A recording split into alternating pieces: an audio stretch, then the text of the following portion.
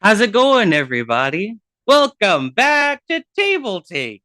I am joined by my lovely co-hosts. We have Peter Atkinson, the one and only Noir Enigma, and Bonsai, baby. We're very excited to talk about all the news today. We got so much news to talk about today. But of course, as always, we're gonna start by checking in with all of our co-hosts and seeing what they've been up to. Now, Peter, I know that you have been on a trip recently, and I've been really excited to hear more about it. So tell us. Yes, I was in Reno, Nevada at the Gamma Trade Show. This is the only trade show in the world, I believe, that is dedicated to tabletop games. And by trade show, this is where people who work professionally in the industry get together. So we have publishers and retailers and distributors, press, Mm. and it was a great show. It was really vibrant. It was like you walk through this massive hall where there was lots of tables and there was a big bar, there was a big restaurant, the exhibit hall, and it was just full of people all huddled in various meetings or running around trying to figure out where they were supposed to be or going really fast because don't want to be late for the next meeting and stuff like that. It just had a really good energy. I feel like the energy at Gamma is sort of a fair weather bell of what we can expect in the future in terms of stuff. So anyway, I would say our industry is alive and well just based on that one data point. It was great to be there. That's excellent. I am so happy to hear that. We're always very supportive of other conventions that have that share our hobby, of course. What about you, Yes, of Noir? What have course. you been up to last couple weeks? I took me and my partner took a little vacation to LA to hang out with some friends. There's a nerd store that we love very dearly that a dear friend of ours works at called Geeky Teas, and so mistakes were made, and I was hoping I might be able to share some of the stuff that I got there. Uh, Yes. all right, my partner got a game called I Have the High Ground. You should check that out. It's it's a really cool two-person game where you are essentially dueling. Um, then we got a game called Thousand Year Vampire.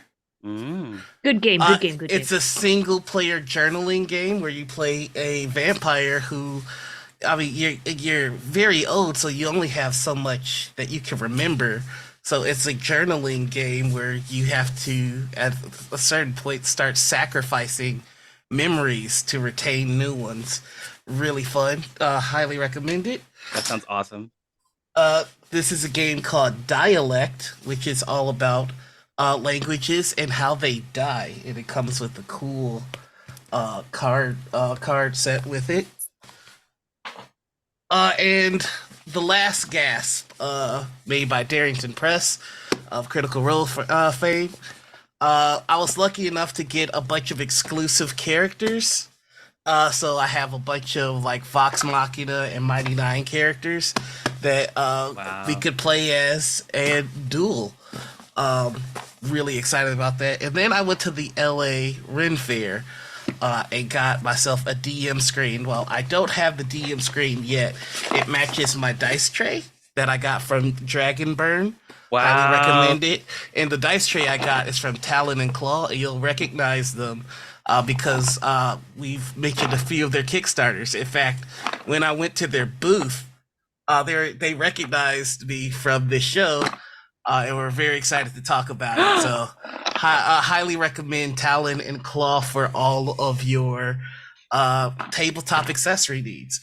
Uh, and then finally, Sir Haas dice, they're really cool. And I got just an obnoxiously big die. That's it. That's a lot. You got a quite the haul. Oh, I didn't even begin to get to half of the stuff I got from the Red Fair, but that's another show.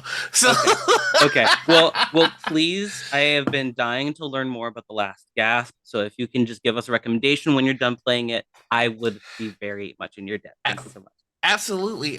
In fact, on that note, just really quick, me and my partner Anita are working on creating an overlay for the Last Gas, so we may very well end up playing it together. Okay, good, good. you're the perfect team. I wouldn't have anyone else on the case to tell us more about it. So, and Panita, we look forward to seeing you again soon as well. Okay, and Bonsai, can you tell us what you were up to the last couple of weeks? Oh, I had family coming over, but in between family coming over, I was able to one teach them a couple of easy board games, like Sushi Go and such like that. And like also that reminds me of what games I bought, just simple games, that not fairly new, not new or anything, but it's games I've been wanting that I just haven't gotten my hands on. First, of course, Taco Cat Goat Yes, Pizza. I also almost bought that. Yeah, so right here in chat, Sour Beers is one of my friends who introduced me to this game, and we slapped each other silly, and so I was like, I need to buy it for myself. Okay, make sure you get the expansion too, because it has even more weird they stuff. They have like Santa Goat Cheese. I don't know. There's so many expansions. Also, I know there's a second version, but also I got a classic Cascadia. I've Good had choice. people who came over and brought it, and I just never owned a copy of my own, and I was actually supposed to get it for what is it called? Mr. B was supposed to actually buy it for me, I guess in Christmas. He meant to sneakily buy it for me, but the store he was gonna buy it from sold out. And he's like, no, because he convinced me not to buy it because I was like, we're here, we can just buy it on Christmas sale. And he's like, well, no, you don't want to buy it. So it took us a while. But yes, and I also taught my family how to play this, which is like, series of games, great game. And I still iterate that my partner husband, Mr. B, is such a cheater. He always wins, and it's no fair. That's all I did. Yes. I can say from personal experience, I 100% agree. What a cheater. They cheat. But yes, no, I'm just very excited. How about you, Javion? What have you been up to? Well, you may Yeah. notice that this is a different blurry background than you're accustomed to seeing from me. There's no hat with Patrick staring me down from over my shoulder. No, I'm visiting my dad in Virginia. I haven't been back home in about 10 years. So they're very excited about the fact that I'm working during my trip. We went to a very fun little place last night to eat dinner where we played shuffleboard for the first time. That was fun. We lost, but my dad and my stepmom won. So whatever. Congratulations to them, I guess.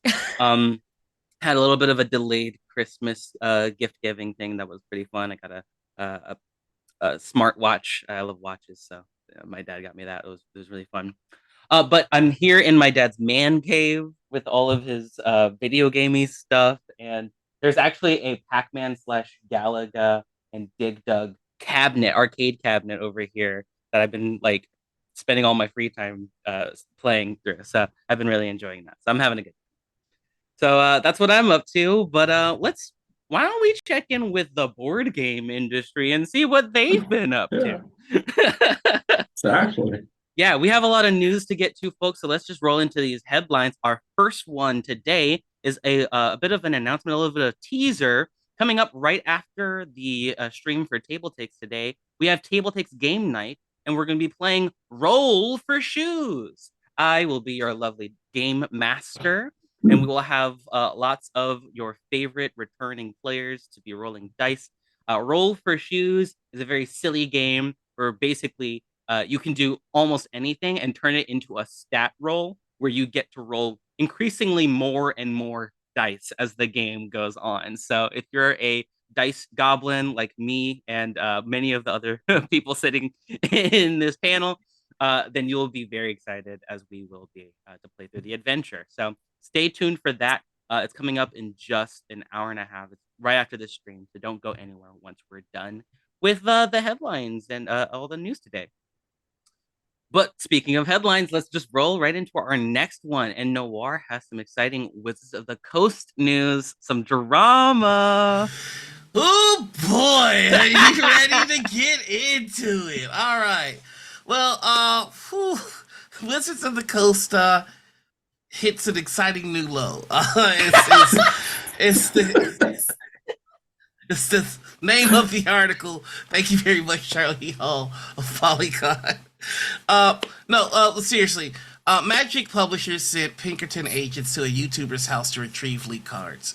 A small YouTuber, Old School MTG, released a number of videos last week revealing cards from the March of the Machines Aftermath, which is a set ahead of WotC's planned release. So right now we're in March of the Machines. The next one over is going to be March of the Machines Aftermath. Aftermath. Unfortunately, he got the set that's not out yet. So he claims to have received the cards instead of the March of Machines non-aftermath collector set that he originally ordered. WotC sent Pinkerton agents to his house, allegedly to intimidate him and his family, collect the cards, and get him to take down his videos. Oh my gosh. The whole incident has sparked outrage in the community. Some folks don't like who WotC chose to hire. Linda Codega is reporting that they had previously hired the Pinkertons in 2017 to recover a stolen uncut foil sheet. But there's also pretty universal condemnation of the heavy-handed tactics. This has inspired a solidarity bundle at Bundle of Holding of Pinkerton free tabletop role-playing games ebooks. Personally, I see both sides of this. You can't really see this without the context of WotC has had a few public relation nightmares in a row, from the OGL to the D&D summit to now this. So their batting average is not doing so hot right now. I do think that the Pinkerton incident would be received less critically without those two prior events. Pinkerton as an organization has been around since the early 1900s. If you play Red Dead Redemption, you'll note that they were the bad guys. Unfortunately, Pinkerton is hired by a lot of corporations to do exactly this, which is retrieve stolen or misshipped items.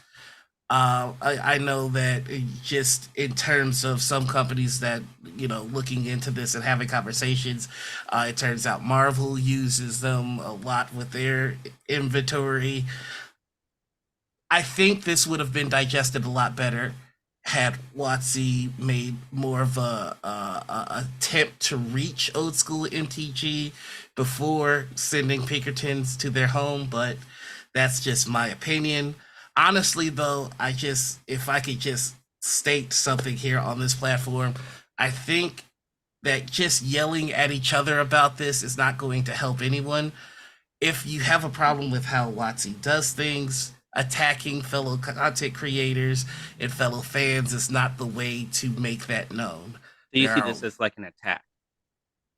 Well, there are some people defending WotC, and then there are some people condemning WotC, and they're busy fighting each other, which gets nothing done. Mm-hmm. I feel like rather than using that energy to fight each other, if you are on the side that feels that WotC has been heavy-handed, there are other ways to address that directly to the company rather than your fellow TTRPGers. So just when you take in this news, despite whatever your opinion is, please don't let that take you out of frame. Please still act with kindness to your fellow gamers. I feel bad for the guy. I feel like maybe I feel bad that he had to go through all of this, but also if like imagine you're not a YouTuber and you get the wrong package sent to you. I mean, you gotta show it off a little bit. I mean, it'd be hard for me to keep that a secret and then to get punished for it this hard. Oof. I mean, honestly, no shade to Old School MTG, but if you do get a set of something early, do not post a video saying, "Hey, I got this thing," months before it comes out. Instead, what you do is you create the video that you would make, you edit it, you make sure that it's perfectly polished, so that when the set drops, you're the first one with an unreasonably well edited, polished video because you've had time. I do think that it was I do think there was some naivety in thinking that you can kind of wave in Watsy's face, I got your property before I was meant to, and not think that there'd be any repercussions. Yeah. Well, Yeah, sorry, go ahead, sorry. Bonte. No. I was just gonna say the same thing. Like, don't do this as a firing ground. This is mostly like probably like really investigating maybe distributors, and also as content creators, I can understand the excitement of getting something shiny, especially because if your main thing is Magic the Gathering and you get some set early, it's very very hard. And I feel like this wouldn't have blown out of a proportion as it was if Watsy maybe went out a different way. But at the same time, maybe you just stay quiet for a couple weeks until things die down, and then be like, "Yo, hey, secret, I got something on the down low," kind of thing. Maybe that's me because I'm cautious and I'm like lawyers, because things shouldn't be revealed early if you don't have, like, even with video games, if you have a game early and it's not explicitly told to you that you can release information and details about it early, take it as a don't release details about it early, because legally, I don't know, it's gray area for me. I just there's yeah. Well, I think we can all agree that if we ever are receiving items from people and we just so happen to get something very exclusive, we're not going to bring it on TableTakes. I think we can all agree on that. That'll come later. We'll talk about it some other time in hush hush tones. Yeah. But along the lines of large companies making moves, I think Bonsai, it's time for you to take us into our next headline. Yes, all right. With coming in from Disney, making a new classic with Disney animation. Thank you to Alex Meehan from Dicebreakers for giving us this article. Disney basically just announced that there is going to be a new co-op board game from the studios behind Disney Villainous. Disney Animated is a co-op game for about 2 to 4 players, featuring like or inspired by the process of making and filming old classic Disney animation and films using like cell shades and all the process they had to deal with it. You, the player, are going to be playing different studios involved with different processes of making the film, such as Snow White, Fantasia, Aladdin, and Alice in Wonderland. Just kind of give a little bit of history before Disney moved over to, of course, Pixar and animated film in that, or 3D animation films. They did a lot of very innovative things if you were a very big film nerd about animation, especially with Snow White. The game itself is very, very beautiful, and if you're it kind of gives a little bit of historic context behind what they had to do and the processes that they had to take over. The fun thing about it is not necessarily real life problems that they experience during filming, because you are, in fact, players fight villains from various different classic Disney animations that are trying to stop you from making said film. So it's really, really pretty. I'm wondering if they're also going to include other films like Bambi that also had a lot of problems with its production as well, featured in there. It's going to be July. It's going to be released in Q3, so that's around July through September, and scheduled to be about $35. It's a really pretty game, and if you're a big fan of Disney and really like to the behind the scenes film and animation aspect of it, this is probably going to be the game for you. This is really innovative. I don't think I've seen a lot of games like this. I've seen a couple that didn't really take off as well as the designers really wanted it to, but this has, the big Disney tag on it, right? But this is really interesting. Like, I would expect no less from Disney to try to milk even more out of all of their original characters, just putting them all together for yet again. I mean, we had Lorcana, and the list goes on and on and on for all the different ways that they can get all the characters at once. It's really starting to look like they are trying really hard to capture what people are looking for with their IPs, with their stuff. Getting all the characters that they really love and playing with them. Well, it doesn't seem like anybody else has anything to say about this, so we're gonna move right on to our next headline. Noir, why don't you take us into it? All right, so Avatar's RPG's first post-launch sourcebook focuses on Korra location and characters. Thank you, Alex Meehan, for giving us this awesome article on Dicebreaker. The first sourcebook released for Avatar Legends, the role-playing game since its launch, focuses on the Legend of Korra's primary location and key characters. Named after a key location in the Avatar universe, Republic City is an upcoming RPG sourcebook designed to enable players to create and experience storylines featuring notable aspects from the Legend of Korra animated series. Republic City is a sourcebook that includes expanded background and lore on Republic City, a location that heavily features throughout Legend of Korra, an animated television series based on Avatar, that Avatar Legends is based on. And I have to tell you guys, I am a huge fan of the Avatar Legacy RPG. They make really good stuff. Full transparency, worked with Magpie on this as a playtester in their GM programming. I'm excited to see that there is a hunger for this game. It's really fun, really accessible, highly recommended, and it's about time we started putting respect on Korra's name. Agree. Don't do Korra wrong. I think we're all pretty big Avatar fans here. I don't know if you've seen it, Peter, but I've talked to pretty much everybody, and we are all huge fans. Look at how beautiful the book is, y'all. That's Very so pretty. pretty. Yeah, And I on also the back. No. Oh, snap. There's Korra. There she is. yeah. Yeah, I had a also- chance to play it. It was not Legend of Korra, but the Source Book. I mean, that's not even out yet. But Yeah. I had a chance to play the Avatar RPG, and I'm a huge fan of Powered by the Apocalypse. Huge fan of the way they sort of theme everything around helping people and more like community focused stuff. I think it's a good direction. We're gonna say Bonsai. Oh no, I was gonna say I also did a play for working with Magpie as well, doing the actual Avatar game with one of the creators, and it was really fun and simple, easy, like mechanics that are very narrative first, I would say, also, but it's like simple rolls of the dice, and you kind of get to pick and choose things that make it thematically make sense, no matter what era you're in. So also do not do everybody talk dirty about Korra, but she was responsible during the time, okay? We're older generation. Just gotta know. That's all. Yeah. One misconception some people have about the Avatar RPG is that you're going to be playing an avatar or the avatar like race or something like that.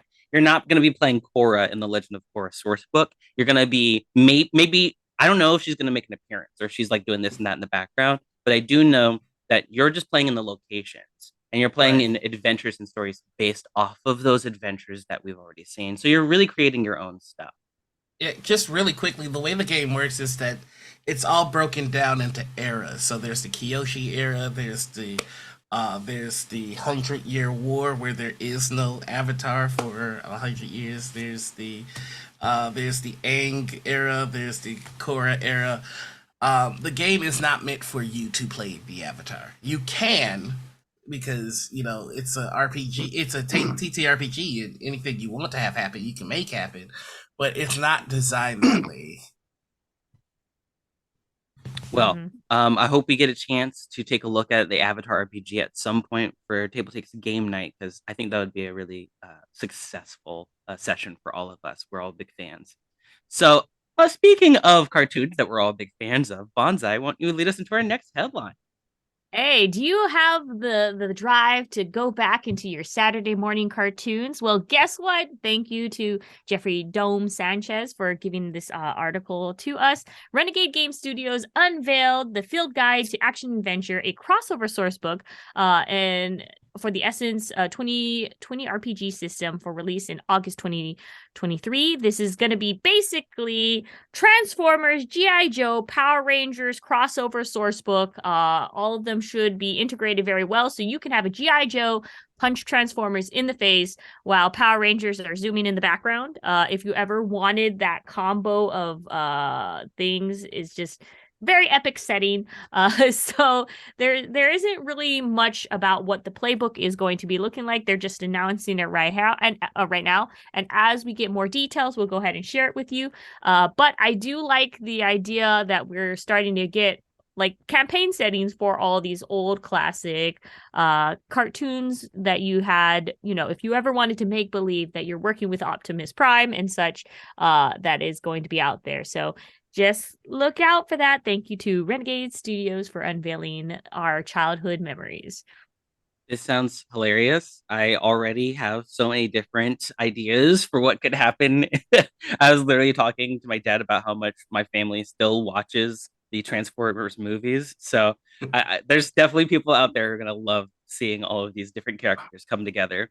But Yeah. let's jump into our next headline, Noir. What do you have for us? I have only the best monsters ever. That is to say, the next edition of Werewolf the Apocalypse Horror RPG is coming this summer. That's right! Enough of the vampires! It's werewolf time, baby! I'm sorry, I'm very excited about this. The core rulebook for the next version of Werewolf the Apocalypse is set to be released this summer, set within the world of Darkness, which also plays host to other tabletop role-playing games such as Vampire the Masquerade, Mage the Ascension. Werewolf the Apocalypse 5th Edition provides new and older players with the way back into the classic TRPG. Originally announced all the way back in 2019, remember the before times, and intended to be released in 2021. Werewolf the Apocalypse is the next edition of the tabletop RPG, and the first new core rule book to be published in 10 years. Vampires get everything. It's about time. Sorry. Anyway, the general premise of Werewolf is steeped in environmentalism and anti-corporate messages, with players able to exact justice for the destruction of the world by the wealthy. As a horror role-playing game, players will encounter both the terrifying reality of living in a world on the brink of extinction and the lengths people are willing to go to serve their own interests.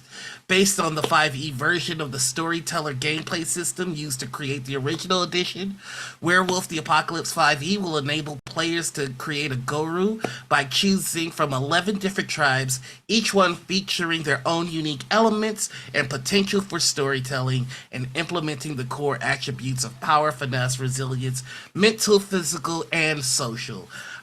If you cannot tell, I am super duper excited for this. Shout out to Super Dylan, who is another huge werewolf fan with me. I want to know if you guys are excited about this. Have you played Werewolf before? Are you a Vampire the Masquerade fan? Who do you like more, vampires or werewolves? I've played the Vampire Masquerade, have not played Werewolf because everyone's like, there's nothing for Werewolf for the past 10 years. So that's, I heard about it, and I'm very excited about Werewolves. Just I think for this one is fighting climate change because the world is just messed up and we can't do anything about it, kind of thing. So I'm excited with you to get a different perspective, because we don't need intrigue anymore. We don't need clans. We just need werewolves doing werewolf things and getting things done. I'm just enjoying the irony of this game that's anti-corporate that was probably published by a corporation based on Dungeons and Dragons, which was definitely published by another corporation. Anyway, okay, cool. Yeah, That's funny. Noir, I will say, I'm definitely Team Jacob. I mean, I'm a huge furry. I'm going werewolves every single time. I challenge you to tell me that they wouldn't win in a fight between them and vampires. I mean, I saw Renfield. Dracula is a total wimp. I could take him easy. What is this, one circle and all of a sudden you can't get? Okay, sure. Well, Javion, you are absolutely correct. Werewolves are the right choice. And if you want to eat the rich, this is the system. All right, Peter, we definitely want to hear more about this Dungeons and Dragons coloring book. So tell us more about it, please. Oh, yeah. I mean, okay, I understand being excited about werewolves, but like, this is a coloring book. Jeffrey Dome Sanchez at ICV2 has even more exciting news. Penguin Random House will release a new Dungeons and Dragons coloring book into retail on September 5th, 2023. This officially licensed coloring book will give fans of all ages a chance to chill out and color in iconic scenes, landscapes, characters, and creatures from the D&D setting, like maybe werewolves. Yeah! This book offers up to 80 line drawings to color in with illustrations from official D&D source books. These illustrations are printed on thick paper, which is optimal for coloring. I just loved that this had to be explained, allowing fans to work the image to put their own spin on D&D artwork. It will retail for $15.99.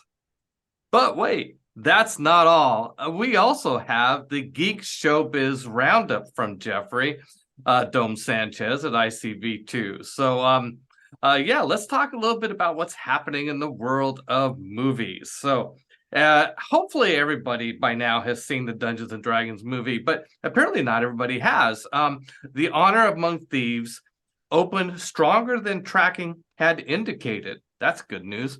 With 38.5 million in domestic box office, plus another 33 million from overseas territories, for a total of 71.5 million, according to Deadline.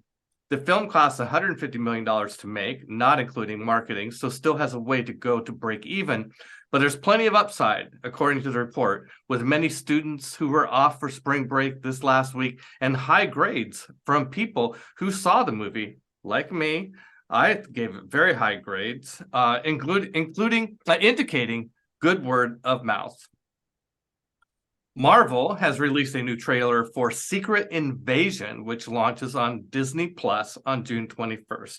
The series features Nick Fury, played by Samuel L. Jackson, who returns to Earth to stop a Skrull subversive plot. Netflix has ordered the Scott Pilgrim anime to series, and the entire main cast of Scott Pilgrim vs. the World, the 2010 live-action feature, will return to voice the series. The 2010 film, which had modest box office success, nonetheless was something of a cult hit and put the Scott Pilgrim graphic novels on the bestseller charts for months. Here's my favorite. Paramount Plus has placed a series order for Star Trek Starfleet Academy, a new live-action series, that will begin production in 2024. The show will be set on the legendary campus of the elite training facility for Starfleet, where cadets are educated and trained to become Starfleet officers. The show will follow a young group of cadets as they come of age. Last but not least, well, maybe at least, we'll see. Cobalt Knight has acquired film rights to Capstone board game Terra Mystica, according to The Hollywood Reporter. Cobalt Knight acquired the rights to Terraforming Mars last year. I guess it wasn't last. One more. Marvel has released a new teaser trailer for Guardians of the Galaxy Volume 3, which will be released in Marvel's favorite annual release slot in the first weekend of May. That's coming up. May 5th. Coming soon. All right, guys. What do you think? Well, I know we've talked about Terraforming Mars and Terra Mystica getting their own movie. So I'm glad that it's actually still on track and it's still happening. We've seen a lot of projects for things that we would get really excited about tank and just never see them actually come out. So I am a huge fan of Terra Mystica. I really, really love the game. I think movies don't really talk about changing the landscape or like the Earth as like a place, like as a character in its own, as often as they really could. And this is all fantasy stuff, so I can't wait to see what they do. Okay. Oh, go ahead. No, I was just going to say I am excited about Starfleet Academy, but just from the tagline alone is going to be so... I'm wondering if it's going to be like Rivendell. It's going to be messy. Everyone's going to be like... It's just going to be drama. I feel like it's going to be more drama-based versus actually focusing on Starfleet Academy, but that could just be me. I don't know. I just feel like it's going to be... It's just going to be more drama. It's going to be love triangles galore. I love drama. I live for it. And I definitely want to see it now. I have high hopes for Starfleet Academy. After season 3 of Picard, they're really doing the dang thing, and I want them to take that energy to this new show. I I'm excited about everything on this list except Terra Mystica. I don't really have any interest. And Guardians of the Galaxy Volume 3. Like, I don't care. Well, Noir, why don't you take us into the next headline that you're excited about? Oh, I would love to. Ulysses Spiel acquires Central Services. A quick thank you to Jeffrey Dome Sanchez of ICV2 for giving us the story. So, Ulysses Spiel, makers of Torg and Fading Suns RPG, announced the acquisition of Sigil Services, LLC, a company that converts tabletop RPG materials for virtual tabletop. Sigil Services, currently headed by President Dr. Amy Bliss Marshall, was established back in 2005 by Aaron Acevedo, who is also the art director for Ulysses Spill. The company then ventured into VTT conversions in 2019 and later partnered up with Shane Hensley's Pinnacle Entertainment Group in 2022, who is also the lead designer on Torg Eternity for Ulysses Spill. Under Ulysses Spill, Dr. Bliss Marshalls stay on as president of Sigil Services and joined by new CEO Jan Wagner. Shane Hensley of PEG will remain on the board of owners alongside Ulysses Spill SEO Marcus Plotz. All that to say, Ulysses Spill is, I believe you're kind of joking before the show started. They have a massive fan base overseas. Torg is extraordinarily popular, as is Fading Suns. I've personally been able to play both of them, and they're really good. They just haven't really made a wave over here, so I'm hoping that Sigil Services and being able to convert everything for VTTs will make their games a little bit more accessible to the folks here in the States, so that when we say Ulysses Spill and Torg and Fading Suns, there's not so many quizzical looks. But I think this is going to be really good for them. Do you have any thoughts?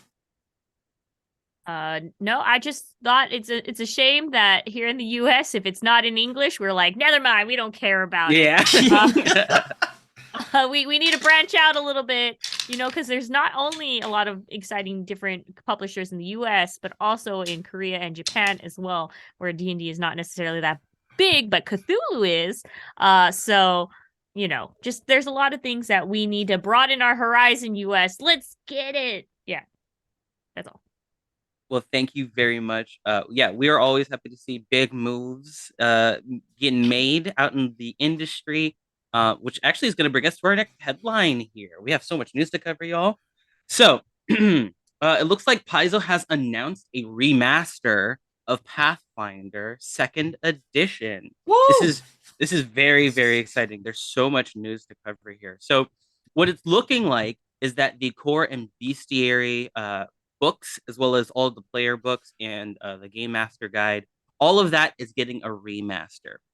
The idea is that it's supposed to be consolidating all of the information that's spread across lots of different books into easier, more compact sources. So they've got the Pocket Edition that's also getting the remaster.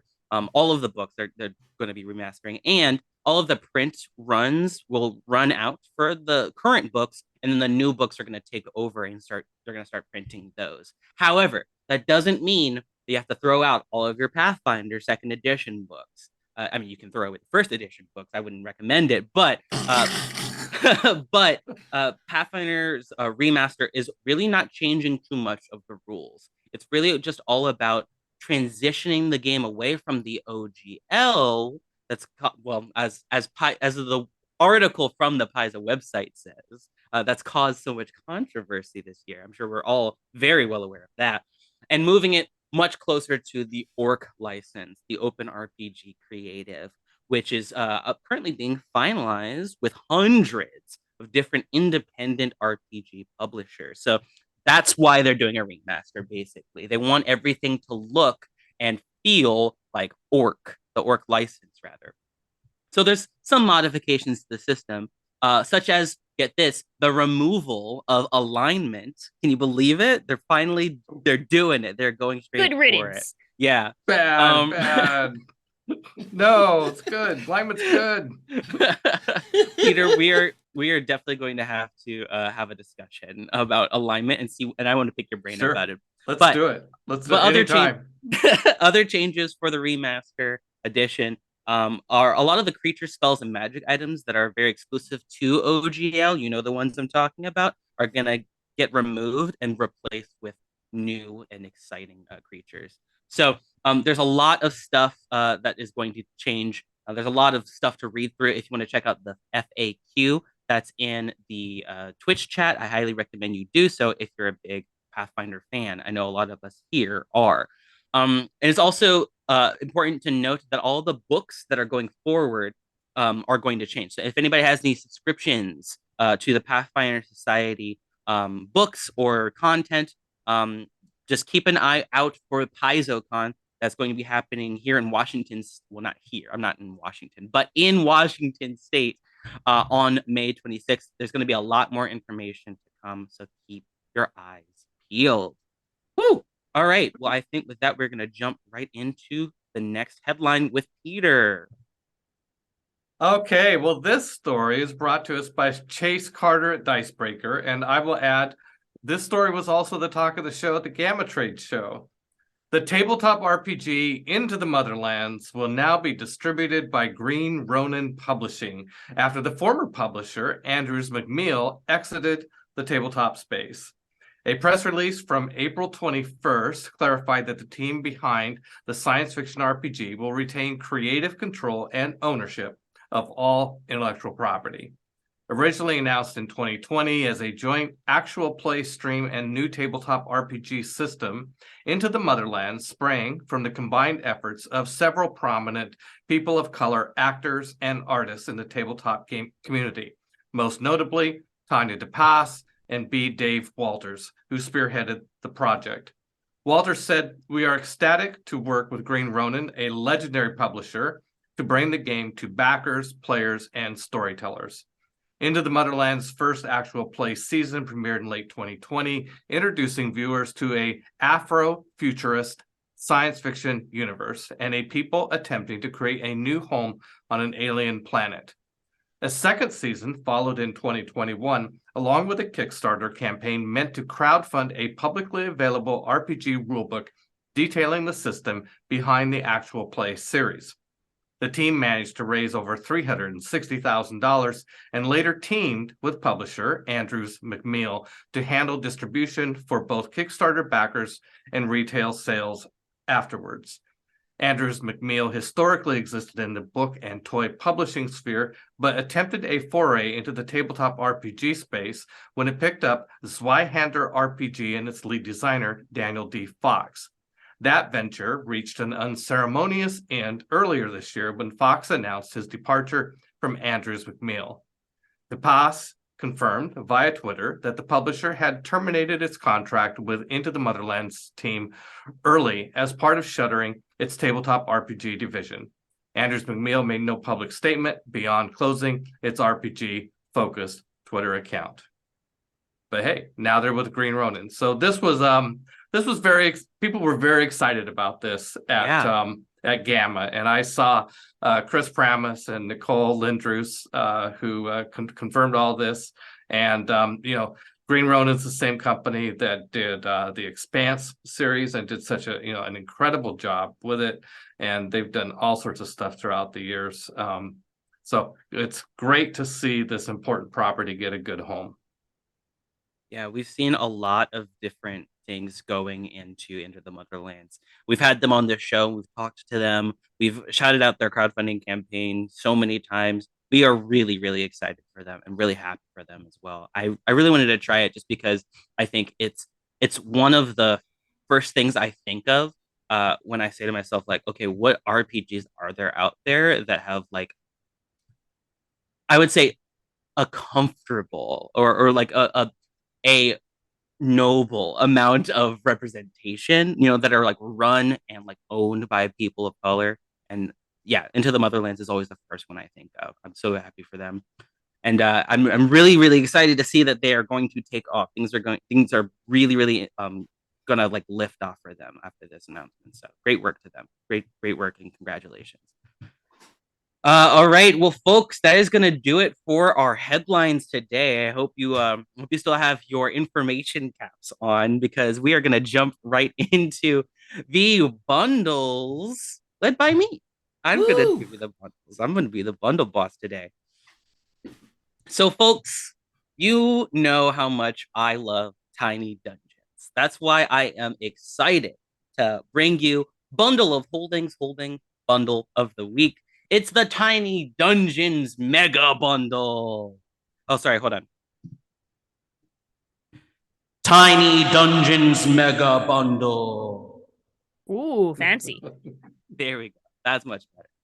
So if you have ever wanted to play D&D as a tiny little one shot, if you ever wanted a fantasy RPG or other RPGs that have a condensed rule set that you can introduce people into the world of role playing with, look no further than the Tiny D6 rule set. All of the tiny games play very quickly. All the characters that you create can fit on an index card with all their information fully laid out. There's a huge range of genres. You can go space opera, post apocalyptic, you can even go zombie and Cthulhu, or even superheroes, and of course, fantasy. There's so much content that they have designed off of this system because it's a really versatile one. I love using it to introduce people who have never played an RPG before because it's just as simple as getting them to sit down, choose a character trope, and then run with it. So you can mash a bunch of these different ideas together as well. There's lots of content as well as fishing. Yeah, that's right. You can also play a fishing simulator if you decide to bump up your donation. So for this bundle, for $20, you get the Tiny Starter Collection.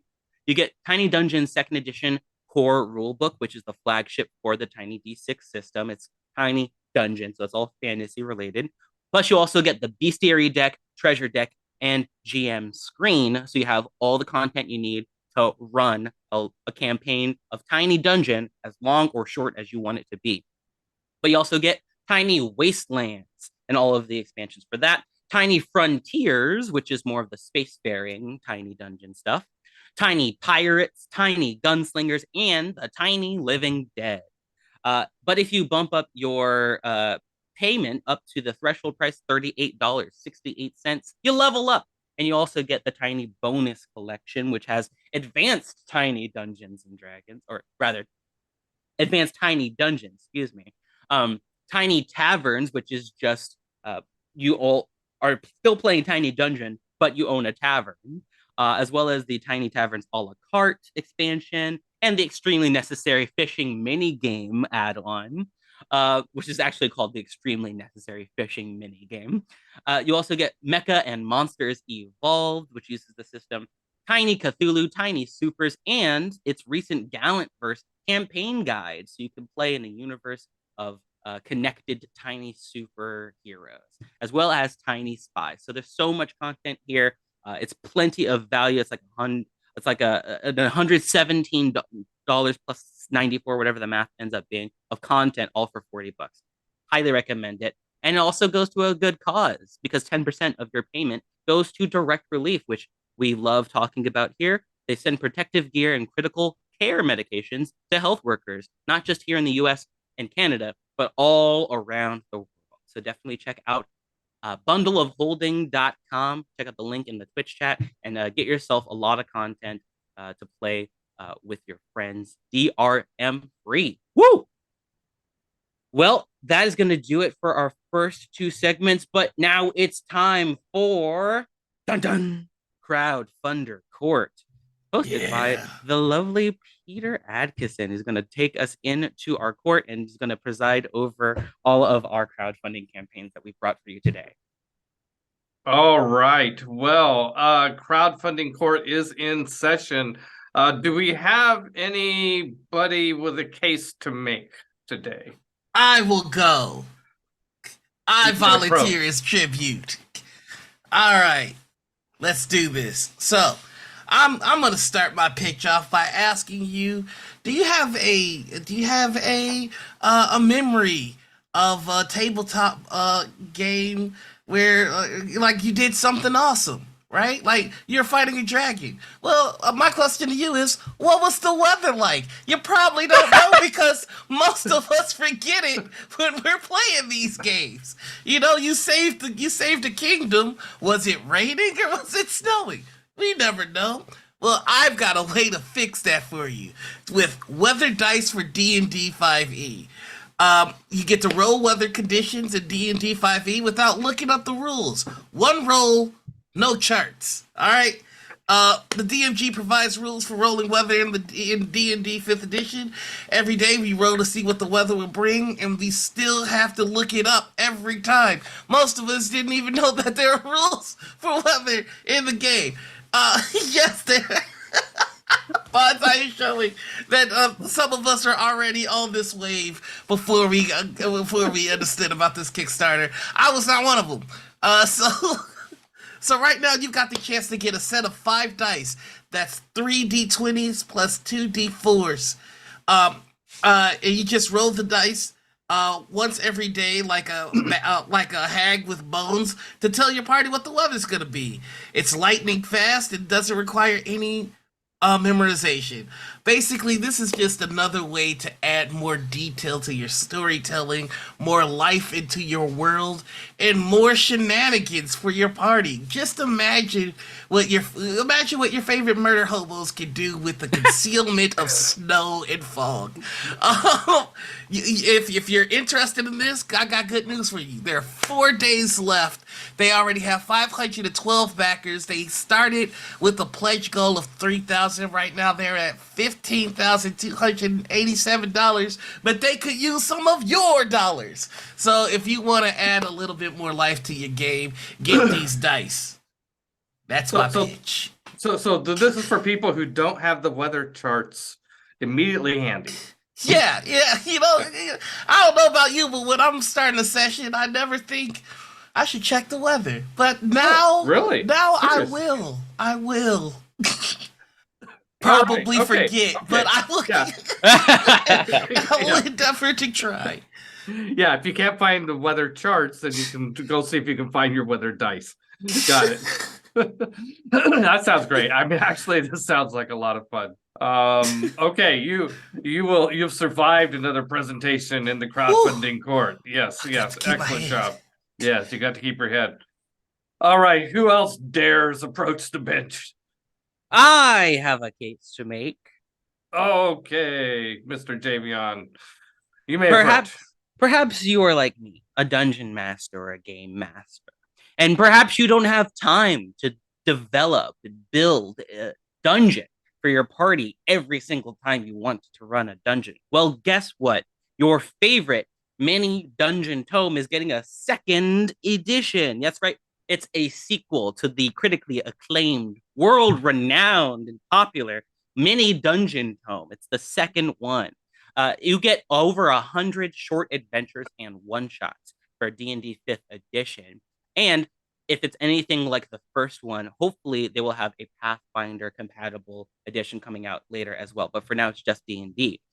And what you get are all these different adventures, all these different dungeons of different levels from 1 to 20, and different tiers from 1 to 4 as well. So you know how you've got that first tier from 1st to 5th level, where you're just sort of, getting your roots dug and you're still leveling up your characters.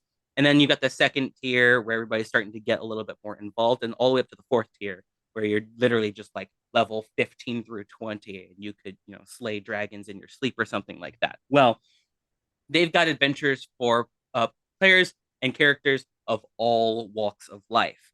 You also get different editions of covers as well. You can get the softer hardcover. You can get the pocket edition, so you can take your dungeons on the go, or the limited edition cover that I really want because it's really pretty.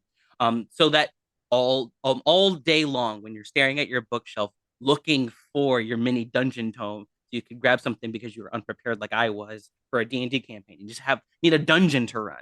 Now it comes in all these different covers. You can choose which one is your favorite, or if you're on a budget like I am, you can just pick up the pocket edition to save a little bit of money.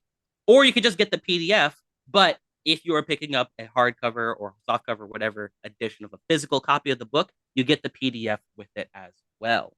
It also comes with lots of full color maps and art, so that you have plenty of content to show off to your players. You don't have to design any of that yourself either. As well as you can get any of the mini Dungeon Tome 1 stuff if you really wanted it and missed out. Like I know a lot of you did. I highly recommend it if you are looking for something that you're very easily going to just be able to pick up, flip to a page of the right level for your characters that you're running for, and then just start running a dungeon for them. All of my players love running through these dungeons because they're so quick and so easy to play through, and you get everything that you really want out of a D&D game when you get to play through a dungeon. So you can also pick up some of the soundtracks as well. They've got lots of music and atmospheric tracks to play for your players. If you really want to pick up some of that stuff too, you can play it off your laptop, or I don't even know if they're going to be. Do people even use CDs anymore? I wonder. You have plenty of options for getting your characters immersed in the game and helping them remember that yes, it is a dungeon that you're running through. Lots of content, and got plenty of time to back it as well. 26 days all in all, so you have plenty of time to join in on the fun. It's already reached funding goal, so definitely check it out if you are a game master in need of some more accessories for your table. All right. Well, there you go, Peter. How do you like it? Well, Javion, it sounds like a great offering, but I do have a question for you. First, it was tiny dungeons, and now it's mini dungeons. What are you trying to say here? I'm saying less is more. Okay, speaking as a person who grew up very small and who people often call baby in my friend groups, I'm sticking out for all of the little things in the world. All right. Okay, well, speaking of little things, we have only a little number of minutes left. Jamie, I'm going to give it back to you so you can wind things up for us today. All right, well, folks, that is going to do it for this episode of TableTakes. But don't go anywhere. We still have plenty of stuff for you to get excited about. Coming up right after this, in just a half an hour, we have TableTakes Game Night, which we will be playing Roll for Shoes. Right after that, at 5 p.m. PST, join us for Sarah's Table, where Sarah Moore and friends will be playing Retrograde. Ooh, spooky, exciting. And of course, if you don't already know our streaming schedule, on Mondays, we have Peter versus the Machine at 9 a.m. with this week's game, Ticket to Ride. Very exciting. Did you win? I'm 1-1. I've won once and I've lost once. Oh my goodness! Wow. Okay. Well, this is exciting. I'm glad you're keeping Steve's track. putting together a scoreboard so that like Peter's wins and the Machine's won. I lost through the ages, but I won Catan. Well, right after Peter versus the Machine, we've got Board Games with the Brothers Murph at 4 p.m. PST and 6 p.m. Dress to Quest. And on Thursdays, we've got Blood on the Clock Tower at 10 a.m. Or at 4 p.m. on Thursdays, we've got Roll with Rem Alternus, some more exciting dice rolling action.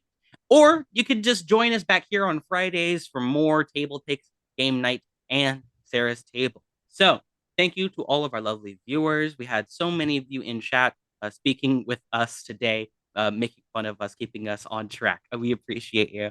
And thank you to all of our lovely hosts. We love seeing you, and we will see you in just a bit for Roll for Shoes. And remember, for any of you out there who miss our programming, you can check out the VODs, video on demand, here on Twitch or on YouTube 24 hours later, or you can just follow us here on Gen Con TV. That way you'll never miss out on more of the best 4 days in gaming all year long. All right, folks, we'll see you in just a bit. Oh, quick shout out to Marcus. Thank you so much. You had a hard job today. We really appreciate all your help. All right, we'll see you in just a bit, everybody. Bye-bye. Bye.